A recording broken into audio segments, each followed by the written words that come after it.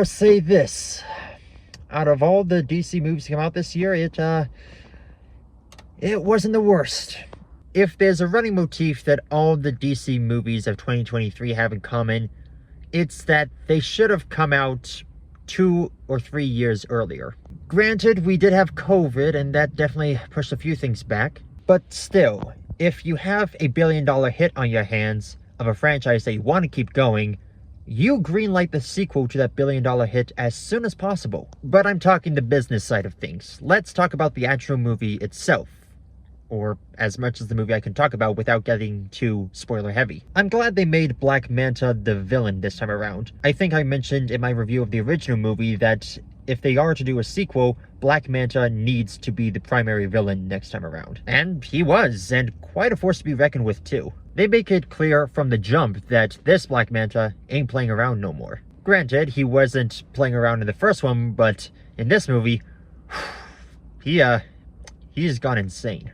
Now, the movie is more focused on Arthur Curry and his brother Orm, and Jason Momoa and Patrick Wilson have pretty good chemistry. It's nothing extraordinary, like, it's not having me wish they would make all their movies together from now on, but it's a firm enough foundation that helps support the movie when it hits a weak spot. Another thing I really appreciated was the look of this movie. Superhero movies as of late have these moments where you can tell that something is blatantly CGI, but there's also moments where you can tell something is practical, that it's real. And there was a fair bit of practicality in this movie that I was pleasantly surprised by. I say that now, but then later they'll probably come out with behind-the-scenes featurette that shows that something I thought was practical was actual visual effects, or special effect, or CGI, and ruin it for me. Now for some negatives. This movie, I feel, it hits the bare minimum when it comes to, like, dumb, fun action blockbuster. But the problem is that once it hits that line of bare minimum, it stops trying. And I can't believe I'm saying that about a James Wan movie. I mean, say what you will about his filmography, but the guy puts effort into his movies. And for this one to feel so there but not there feels like a stain on his filmography.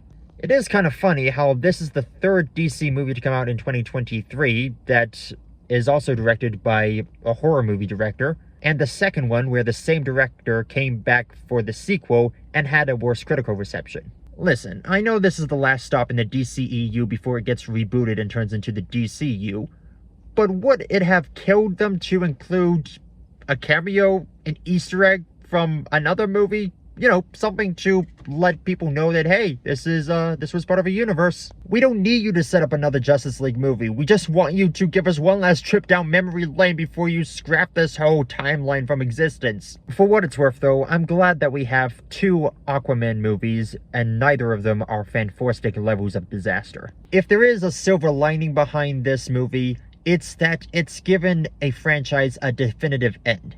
It may not have been the end that we all hoped or wanted, but at least it's over. The DCEU is done. There's no more movies to continue on. We're now moving on to the DCU.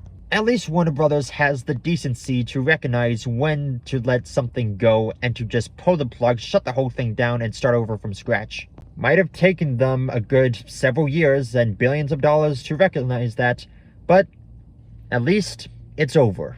Which stings even more because what I know about so much of the production histories of these various movies, the development cycles, the development hells, Zack Snyder's 5-movie plan, we could have had a great 10 years of DC, much the same with MCU and the Infinity Saga. But that's a video for another day. I'm tired, it's cold out, I've been up since 7:30 and had a bit of a busy day. I just want to go home and go to bed. As to whether or not I recommend this movie, well, if you've seen all the other DCEU movies in theaters, or just all the other DC movies that came out in 2023, or even just the first Aquaman, you're not going to hurt yourself by checking this one out. But if you're someone who's checked out of DC long ago, feel free to give this one a pass.